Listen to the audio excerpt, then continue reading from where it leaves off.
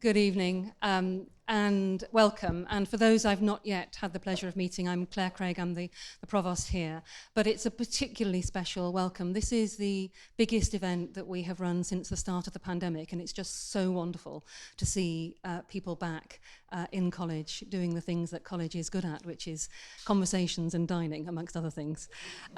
So in a moment, I'm going to, please do come on in a moment, I'm going to hand over to Professor Jane Mellor, who is going to be in conversation in a very informal way with our guest of honour, Sir Michael Barber, who is an old member and one of our recently elected honorary fellows. And Sir Michael has an extremely distinguished career in helping governments to work better, starting, amongst other things, with setting up the first Prime Minister's Delivery Unit in 2001, which is when I first came across him when I was a very junior person in government. And I'd particularly like to draw your attention to his recent oration, which is called Houses of Wisdom. It's online, and it's about a passionate account of how universities must continue to be places of learning and debate and controversy in order to guard wisdom and for the future. But that's online. For now, this event, he's also written, this is his latest book, Accomplishment, and that's going to be the starting point for the conversation. The book includes a case study which is based on the work of Jane Mellor, and they met, as they'll no doubt say, at an event at Queen's. So it's just another example of how a college is a place where people come together across disciplines and across sectors, and that's part of who we are.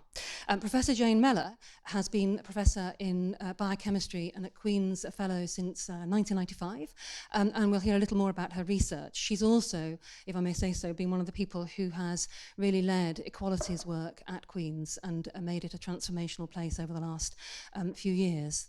And next year, she's going to carry our flag and become the proctor for the university, so representing Queen's in that role, which we'll be very grateful for. So, Jane, I think now I hand over to you, don't I? And you carry on in conversation, and then we'll have questions. It'll be fairly informal. So thank you very much, and Jane. Thank you, Claire. Well, good evening, everybody, and good evening, Sir Michael. It's a real privilege to have you here this evening. I'd like to encourage the audience to interact with us. I don't want you to be passive. I want you to ask questions and make the most of this opportunity that we have this evening. So as Claire said, Michael and I met, we were thinking probably 2017, certainly pre-pandemic at a do at Queen's, and got talking and really, I think, hit it off. Michael's interest then was in Office for Students. You're on the board of the chairman of the board of the Office for Students, and we immediately sort of had something in common in terms of universities and how to bring about change in universities. And it was a little while later that Michael sort of got in contact with me and said, would I like to sort of talk to him in a bit more detail about what it is to be a scientist and what qualities I think you need to be a good scientist. And it sort of hit off from there. So perhaps if anyone would like a good read, this is an excellent read, but perhaps, Michael, you could tell us what was the motivation for writing this book in the first place? Well, first of all, thanks to Queen for the invitation, and thanks you all for being here. And feel free to ask anything and debate anything. I'm very open to any of it. I wrote Accomplishment because, as Claire was saying, I worked in government for a long time. My main work is working with governments around the world, in the UK, but also on every continent. And there's a pattern to the governments that really get things done effectively. And when I say get things done, I mean that the citizens actually benefit from that, whatever it is. And there's a pattern. And lots of governments don't do that most of the time. But the ones that do, you can see the impact. And so that pattern became clear. But then I did some work for some elite sports teams. I'm on FA Technical Advisory Board for the last 5 years, advising the England football teams. I've been working with Team Sky, the great cycling team, and others, and you see the same pattern again. And then I read history books all the time. I read history here, I still read history books. You see the same pattern in, for example, Galileo proving Copernicus right, or Picasso painting Guernica. And it struck me that if there's a pattern to accomplishment, and when I say accomplishment, I mean doing ambitious and challenging things. Anybody can do easy things. So this is about doing ambitious and challenging things. If there's a pattern to it, wouldn't it be good to try and spell it out? So accomplishment is an attempt across all these fields to identify the pattern behind high accomplishment. And there's a couple of other reasons why, apart from the intellectual interest of doing that. First of all, the world needs, and the pandemic has proved it, needs effective government more than ever. And then even more importantly, if you look ahead the next 20, 30 years at climate change, biodiversity loss and so on, we, humanity, have to accomplish some of the most difficult things that humanity's ever faced. So if there's a pattern to accomplishment, wouldn't it be a good idea if people could learn it and apply it to all these very difficult things we face? So that was the point of the book. I didn't know there was going to be a pandemic when I wrote it, but as you come out of the pandemic, you think, why don't I do that? So you can apply it to yourself as well as to government. I applied it to my own attempt to cycle a 10-mile time trial, for example, described in the book. Yeah. Do you think that accomplishment can be taught at the level you're talking about, or do you think it's innate in people? I think it can be taught and learnt. I mean, obviously, the genetics. You're the expert on this, but that will vary. But my argument would be that you can learn the pattern of accomplishment, and you can apply the pattern of accomplishment. And if you do it in a systematic way, you can achieve things you probably thought you couldn't do, whether it's an organisation or an individual. But that doesn't mean it's easy. Hard things are hard. So, but I do think it's learnable. Yeah, I agree. I think all of us have to apply ourselves, and accomplishing things is hard work, and it requires, we've talked about focus, which is one thing that it requires open minds, open thinking. Yes, I think whatever field. Yeah. Yes, in the case study, science is fascinating because you, by definition, if you're exploring some new area, you don't know exactly what you're going to find, but you still have an ambition to find whatever it is. And you said in the interview, which is in the book, you said, I go into the lab every day with an open mind, and that's actually, it's a beautiful sentence, but it's a very hard thing to do on a systematic basis. And you described how, and this applies in lots of fields, how at one point in your career you wrote a paper that people in your field decided couldn't possibly be right, even though you based it on experimental experiments and evidence. People were asking you to withdraw it, you refused to withdraw it, and then later on you were proved completely right. So one of the things about high accomplishment is when you start off to do these very ambitious things, there'll be a lot of people who are kind of naysayers and telling you not to do it and trying to prevent you. So you need courage, you need determination, you need to stick at it even when things go wrong. So one of the really interesting aspects of trying to lead change is to bring people with you, because in any field, whether you're a scientist or whether you're dealing with the human public and the public and trying to get them to change their behaviour, you can't impose change. You have to lead by example and have other meaningful ways of changing behaviour. So how have you found that? I think in any of these accomplishments, when you look through them, the ability to build strong relationships with people, whether individuals or a mass of people like doctors or teachers or whatever, is really important. On bringing people with you, I do agree, but often when you're innovating, you can't bring everybody with you before you start. You have to get on with it, get it working, and then bring people with you as you go. I think governments quite often fear to take on something because the status quo opposes it. But when you get it going, if you do it well, if you do it effectively, more and more people come with you. And I talk in the book about building ever wider circles of leadership for these things. But that is one of the crucial things. And Galileo actually, a brilliant scientist, but he wasn't very good at interpersonal relationships. To put it mildly, his mother wanted to turn him into the to the Spanish Inquisition or the Italian Inquisition, and then he fell out with successive popes. If he'd been better at interpersonal relationships, he might not have had quite such a trouble 30-odd years after he'd discovered that Copernicus was right. But on the other hand, he was a genius. He was, yeah. And you have influenced a number of different aspects of change in different fields. You've mentioned sport, and you've shown accomplishment there, in government and in education. Do you apply the same rules to each of the three areas, the same criteria in terms of bringing about change? You In broad terms, yes. Obviously, you have to adapt it to the circumstances and the field, but you set some priorities, some ambition, some things that you want to change. You can't change everything at once. You have to be clear about priorities that you then stick with the strategy, even as you go through the ups and downs. That when you run into a problem, you try and solve it rather than hope it gets better, as it were. And you keep trying.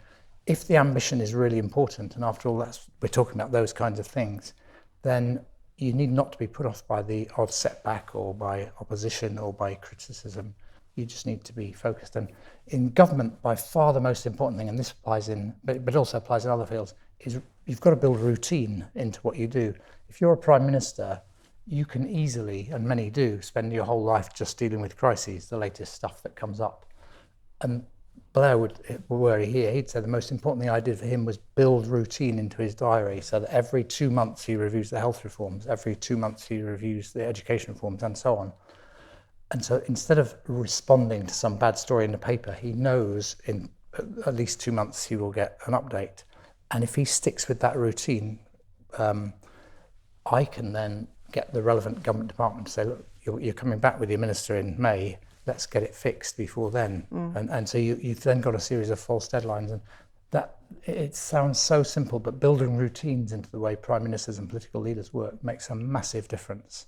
That's what I spent the first half of this year trying to do for Boris Johnson, and we'll see now whether he carries it out. It'd be very interesting to see whether he manages, considering what is too early to tell, is my answer at the moment.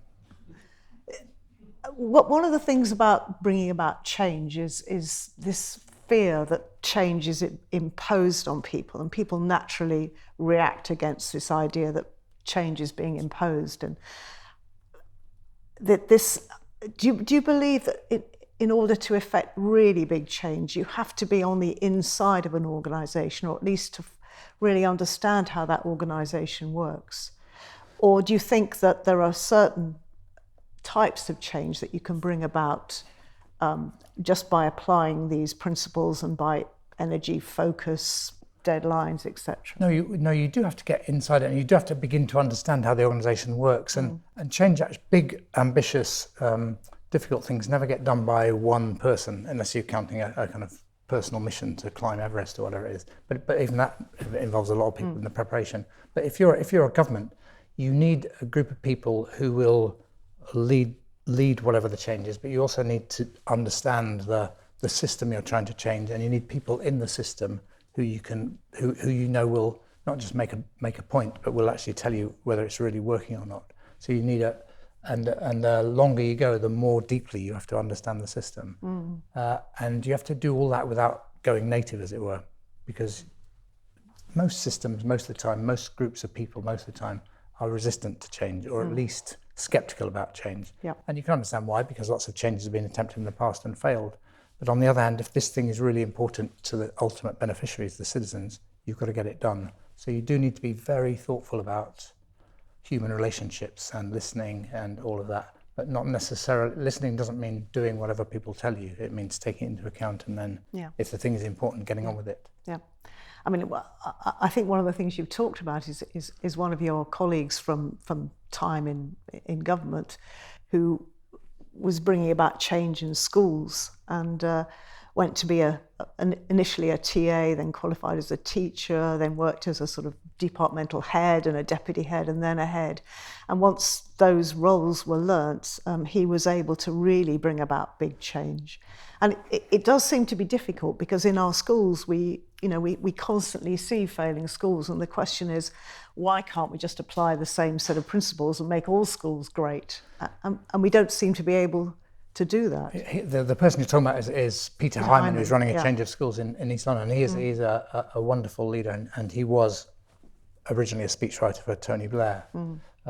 But it's important to point out that over a 20-30-year period, our schools have improved a lot, both in international comparisons and, far fewer failing schools now than we had 20 or 30 years ago. Yeah.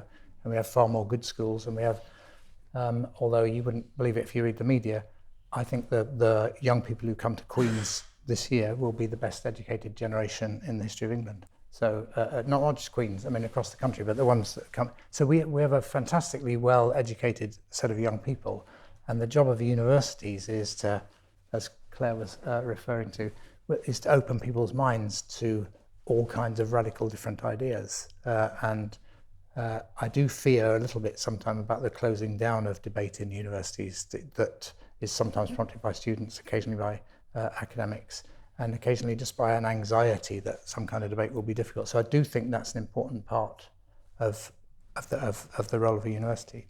And you talk about your regular meetings with your PhD students each week. And it's really important in that debate that there's a proper openness and ability to listen, to hear the different viewpoints and to argue it through. And that's where you get a lot of your inspiration from, isn't it? Yes, and I think we need to teach that to people. You know, we need to teach them to be completely honest, to admit when they've failed, to be able to accept when they've done really well, and to, you know, enjoy that, and to plan ahead, and all the skills that people need in society. They're all transferable skills. I teach them to PhD students, but they can go out and tackle anything as far as I'm concerned. And I think this role of university, and Claire referred to it in the beginning, that it's a very, very important part of university is to encourage that debate. One of my most memorable moments from my time as an undergraduate here was a lecture by an Australian academic called Max Hartwell, who was coming towards the end of his career. He was at St Anthony's College, and he believed that the Industrial Revolution had been an unmitigated positive thing for the capitalist economy and expansion. He was basically a free marketeer, and I was arguing that I was listening to his lectures, but then with a colleague who's not here, but with a friend, Stephen Joseph, we decided to interrupt his next lecture.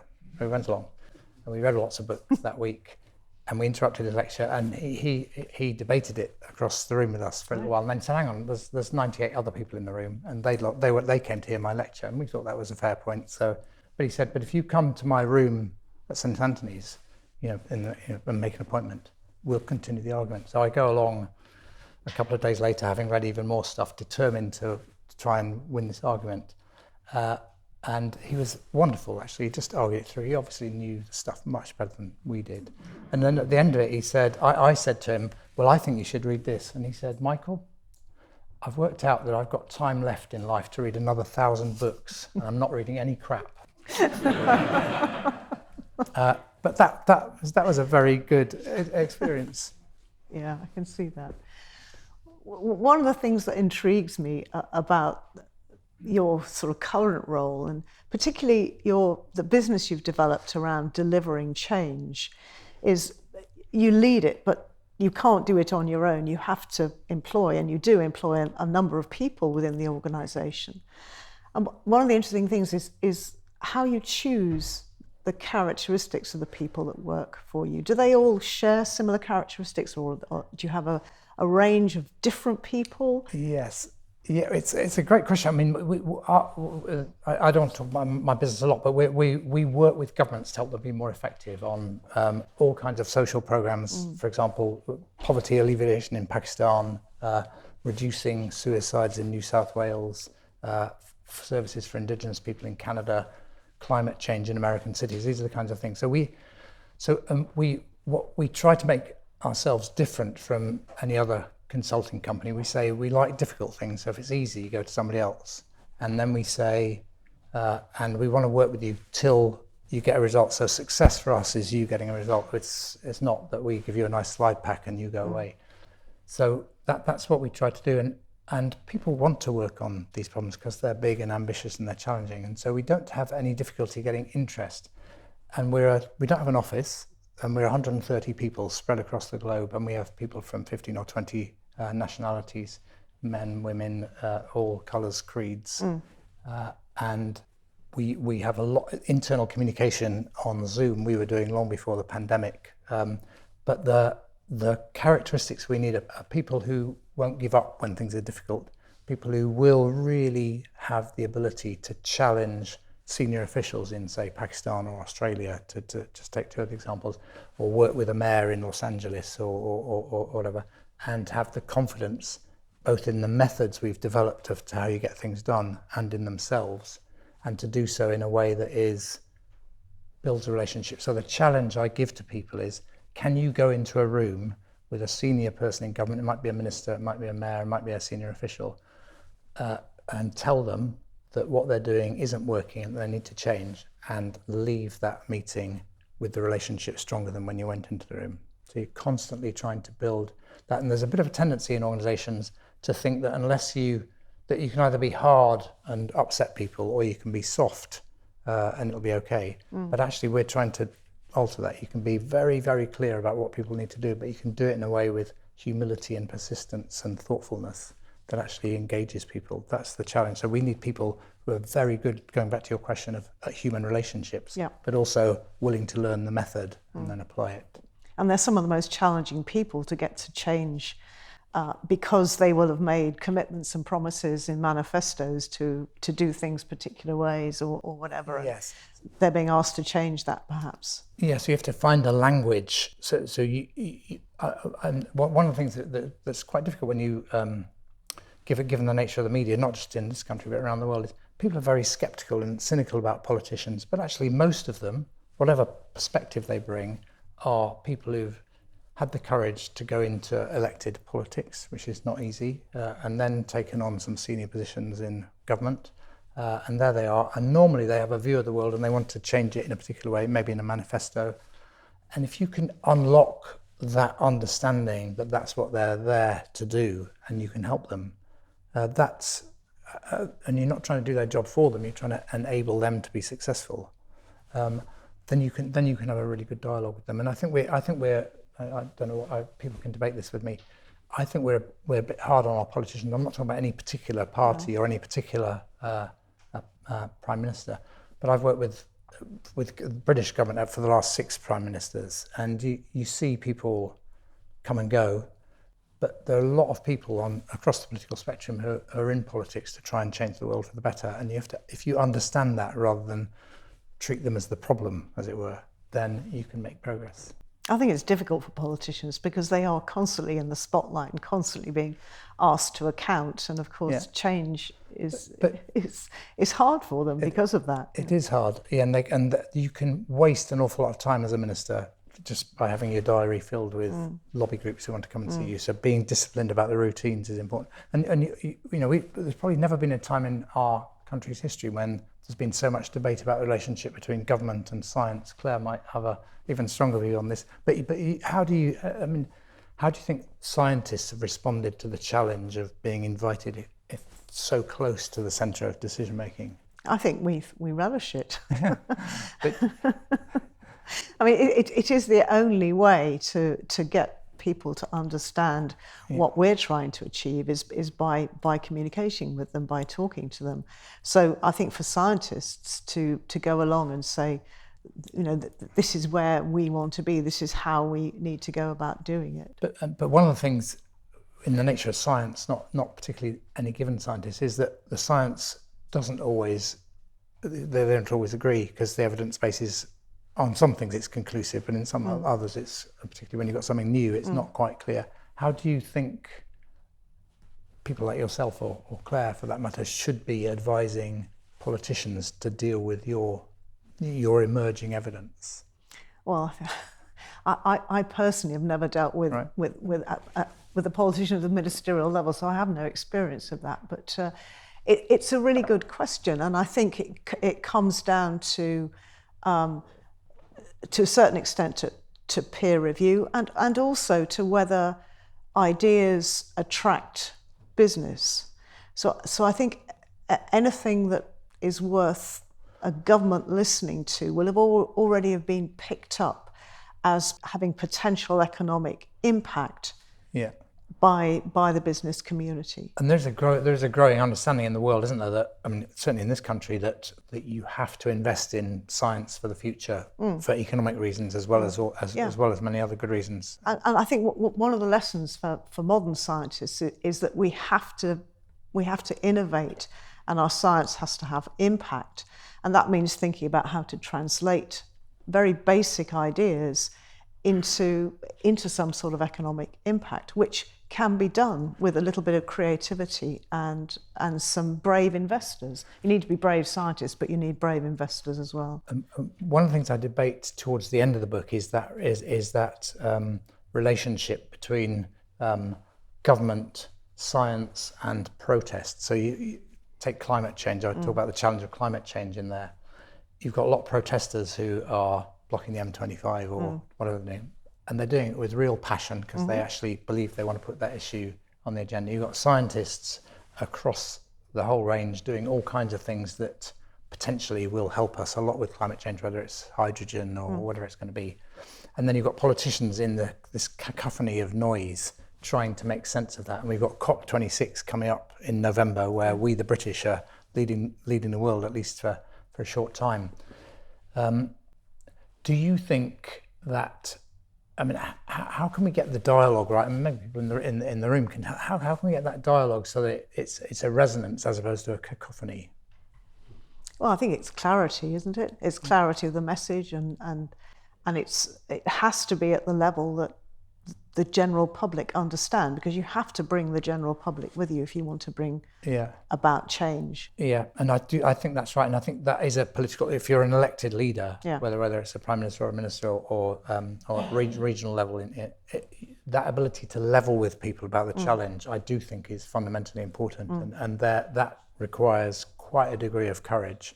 I think the current, as it happens, the minister preparing for COP26, Alok Sharma, is a very, very thoughtful individual, and I have a lot of confidence in him personally. But I think this getting the right dialogue, which I debate in there how to do it, between science, government and protest, it's going to be fundamentally important to whether we get through the next 20, 30 years effectively. I think I personally believe that the protest is a very effective way of concentrating minds.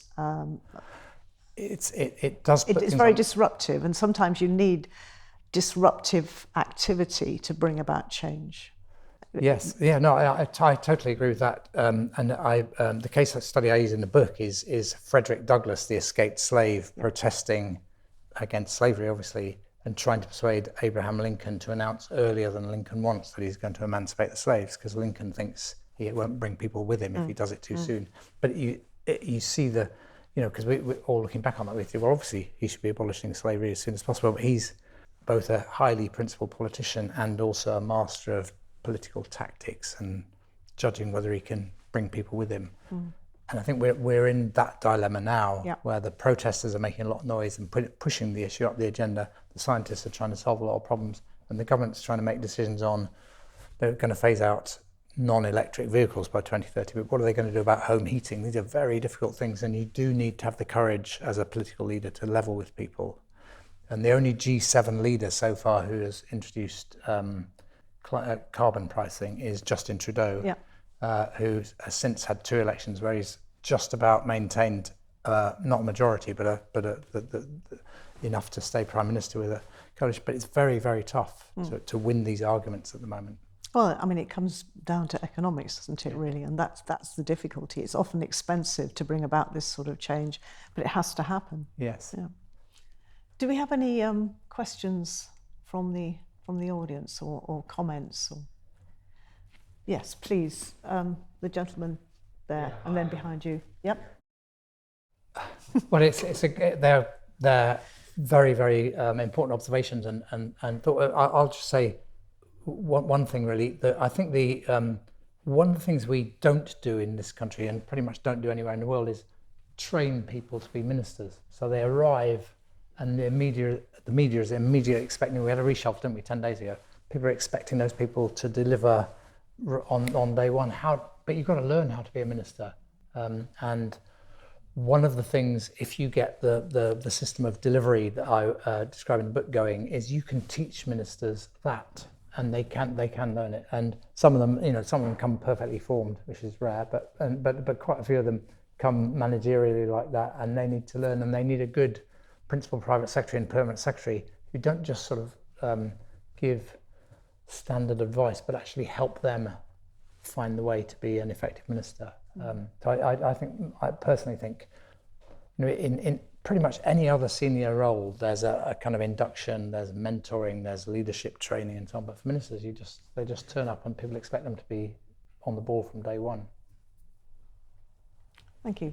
There's a gentleman just behind. Yes.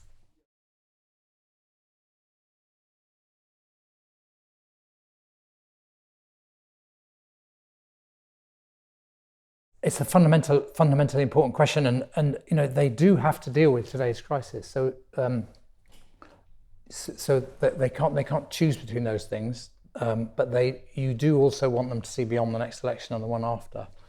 In the end, you have to appeal to their sense of duty. You have to appeal to their the nature of the person they are, and the fact that they went into politics to change the world. And if they're going to change the world, it's not just about what they do in the short term, but beyond that, and facing them with the real challenges around us. And it's never been more important than now. I just started working in Number 10 on September the 11th, 2001, and my job was to get delivery of Blair's domestic policy priorities done. That was my job, and he asked me to do that, and I'd been building those routines that we described into the way he worked and getting the system going, and it was just beginning to fire up. That day, I remember seeing he came back from Brighton, and he was in his office surrounded by people from transport and airlines and spies and foreign office people, all the kinds of people that clamor around the Prime Minister in a crisis. And I thought, I better go in and help. And so I was about to go in and say, what can I do? And then I suddenly realized that was completely the wrong thing to do. That I had a job to do, and my job was to keep the show on the road while they did the crisis. And when I left, Blair said the best thing about having the delivery unit was I knew that whatever was happening in the world, there was one part of my operation that never got distracted. So I think politicians need to get people to focus on the long term, and as they deal with the swirl, which they have to do, they have some part of their operation that's completely undistractable.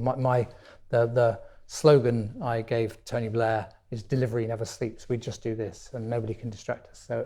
So wherever he was, we were on the case, and I've seen that happen now in Australia and in Canada, and with the wonderful Chief Minister of Punjab and so on. So you can get it going, and the biggest problem is a politician who doesn't have self-knowledge. If they don't understand that their own weaknesses, it's really difficult to do this. Yeah. Question here.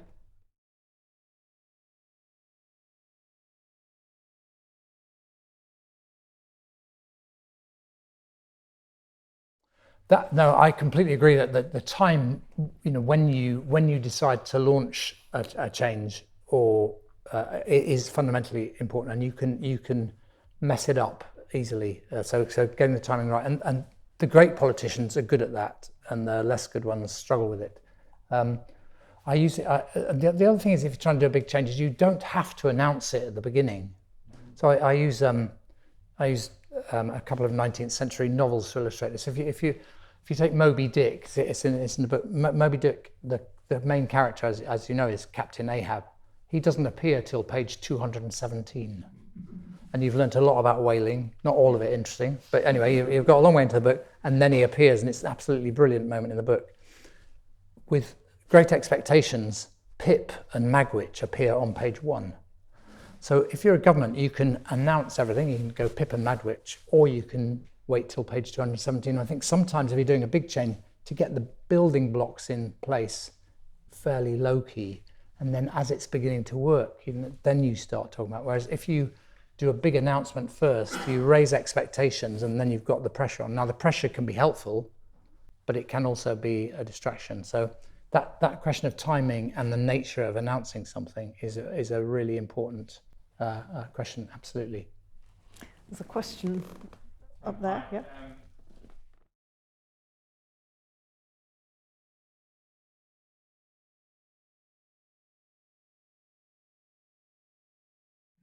Well, one of my main criticisms of Blair in the 4 years I worked directly with him was his reshuffles, because I thought they were too often, and particularly below cabinet level, people were just being slung from one place to another. There was one of the things we were trying to do was make the trains run on time, and solve the leaves on the line problem. Which, if you've got an hour, I'll explain how we did that. And then, we had a really good minister for a while called Kim Howells, who came through the Welsh mining thing. And I've just got it all working, and he's meeting the railway companies every month in a kind of routine way, exactly classic delivery stuff, and it's all working. And then there's a reshuffle, and suddenly he's the minister in the Foreign Office for the Middle East. Why? I just couldn't understand it. So I do agree. I don't think ministers have to know everything, know in advance an awful lot about the area, but they do have to learn their way into it. And I'm just doing a piece of writing now. I've interviewed the last 16 Secretaries of State for Education, all of whom I've known personally. And I'm going to turn it into a piece of advice for incoming Secretaries of State for Education. It's really interesting. But one of the things they say repeatedly, you don't rush into things. When you get in the department, get your head around stuff. Decide what you want to do, not just what the Prime Minister wants you to do, but what you personally want to change. Learn it, build a team in the department, and then get on with the job. And the ones who get that wrong really struggle with it. And some of them come and go too rapidly, obviously. But the few that got things done did do that. Right, there's a question there, then I'll come to you. So the question up there, first of all, yeah.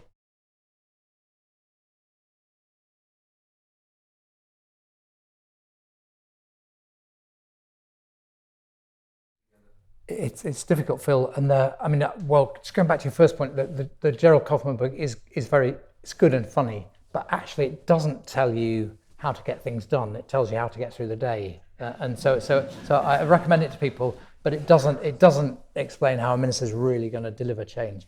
But on the bigger question, I think that is the fundamental question we have, and if you throw into that mix media and reporting, then obviously you need a free media. Getting a sensible debate about that going on. Like I don't know what all of people here think about the recent events in Afghanistan, but that obviously started 20 years ago when I was in number 10. I was on domestic policy, but you get 20 years, and there's lots of ups and downs in that, and lots of controversy. But all through that 20 years, basically all you read in the media was British soldiers are being shot or Americans are being blown up. But then as soon as the Taliban captured Kabul, the media says, what's happened to all those coffee shops where women were drinking coffee and chatting with their friends? What's happened to all those women in universities? What's happened to all those girls in schools? As though that was never news until it was bad news. And I think so one aspect is the media. The other is, I think you do need people who are linguistically skilled, who learn things, not just the subject in universities, but learn to debate in universities and keep building on that. Because the technical experts can't wash their hands and say this is too complicated. They have to find ways of explaining it. And the politicians have to find ways of listening to that. And it's largely, but not only, the politicians' responsibility to explain that, to level with people, to say these are the challenges. Whether it's climate change now or the financial crisis 10 years ago or whatever it might be. But in the end, we need to attract more talented people into politics, not fewer. And at the moment, we make that quite difficult for them. Lovely. Last question here. Thank you.